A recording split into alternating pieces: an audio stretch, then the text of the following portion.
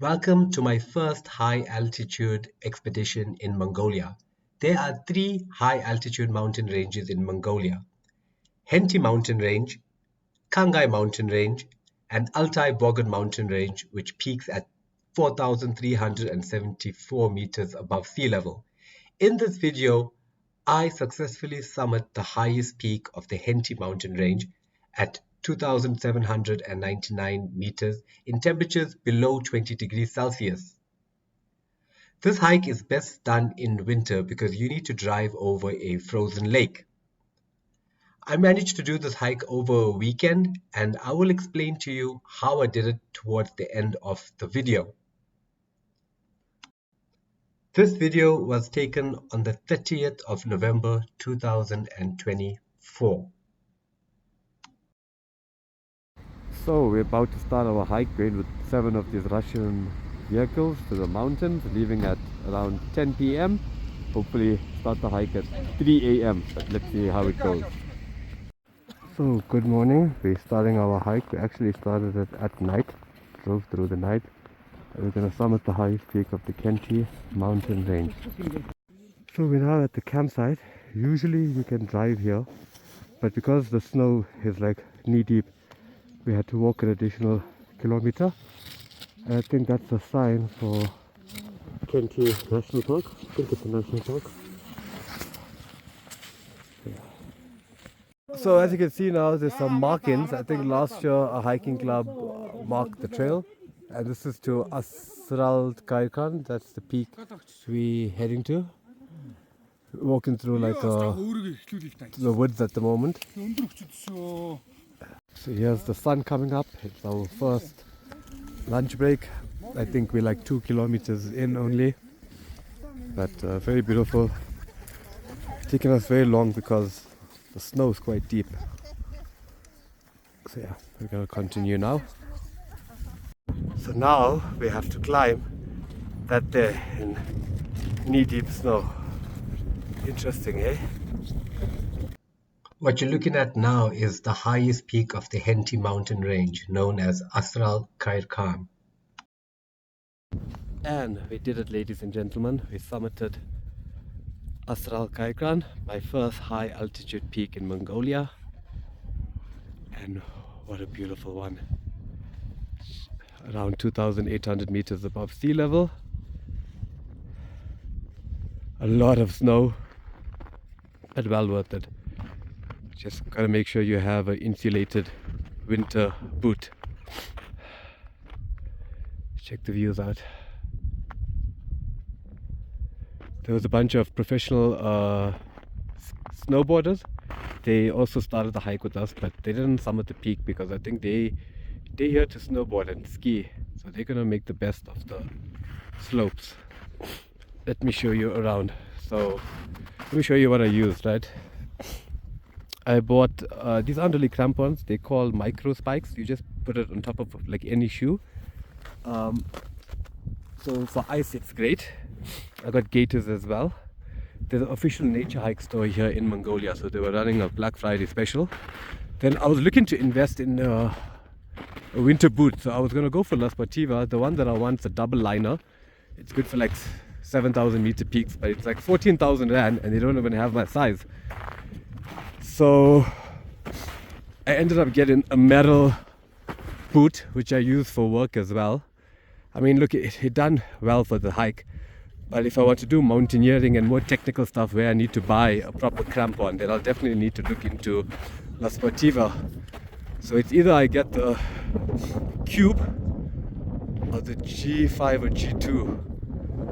So because it's so expensive, I'm going to give it more thought, do more research, and see which is best. But yeah, what a beautiful hike, guys. Let me show you the other side.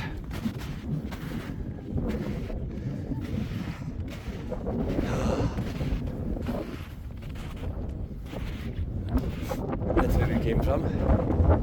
We did a lot of elevation, maybe like 1,000 meters of elevation. So what I'm wearing today is a 3-layer system. So I got my thermal base layer top. I have a fleece jersey over it, and then a down jacket. So 3 layers on top. The bottom I have a base layer pants, and then I'm wearing like a fleece hiking pants and a liner sock, thin liner sock, and then merino wool thick sock above that. Gosh, just look at this, guys. You can't see it. Let me show you.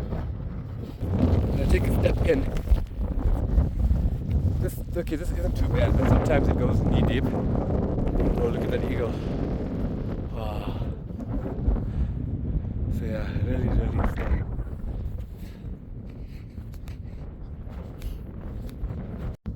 Now we're heading back down the same way that we came, but at least now I can see the views.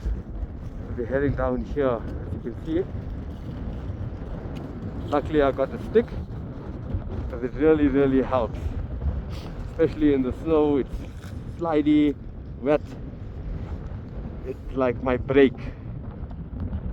So yeah, I was thinking of not buying a stick because I have some in South Africa, but well worth buying one here.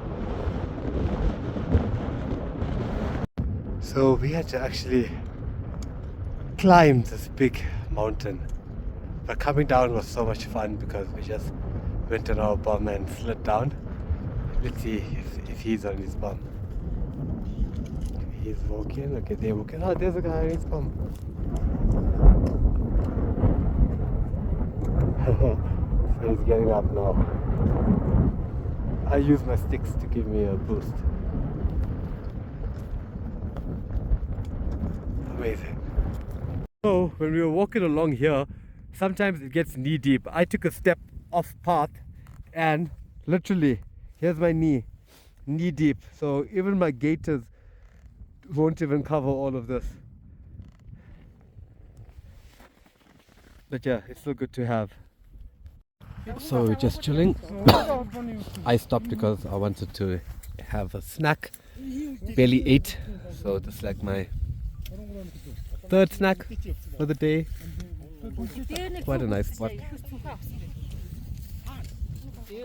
So here's the picnic or campsite. As of recently, they put some signs up, and I think it's the hiking clubs who actually put the signs up and put the benches and put a little barbecue area. Oh yeah, it is the hiking club. It even says something Mongolia club, and they put the signs up, so it's passion driven. They even made a trail and marked the trail. Hopefully the government gets on board, create some tourism here, eco-tourism of course. So after a hike, we're cooking some food. So what they're cooking is it's like a stew, vegetables and meat, but they use like these hot stones that they collect from the river, and the hot stones kind of like barbecue the meat. It's a Mongolian speciality. A lot of meat involved. For me, because I'm vegetarian, they made me a vegetarian dumpling, which you can see over there, with cabbage and tofu and a whole bunch of vegetables, cheese as well. There's the sun going down.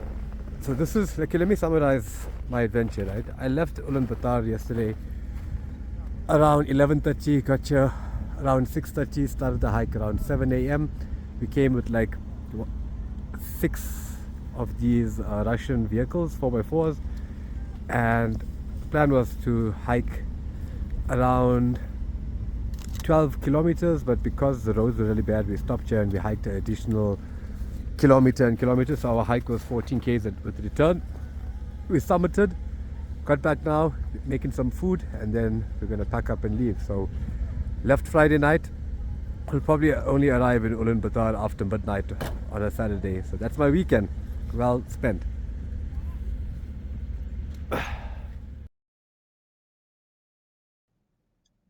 We embarked on this adventure with a huge convoy with over 8 vehicles.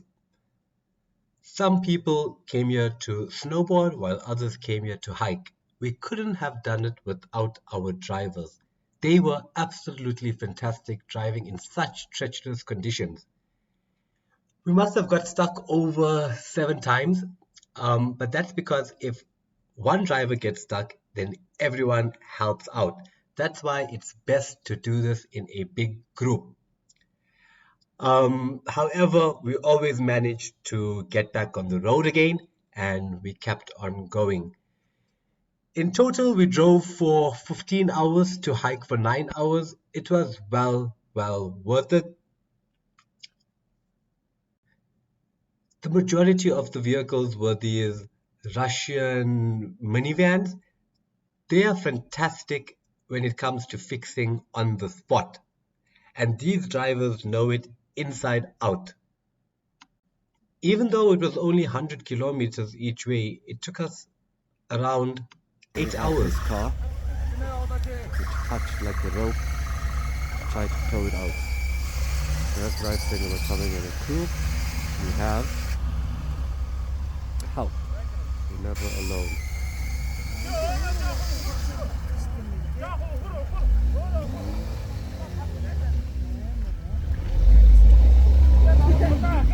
Well, he's backing up.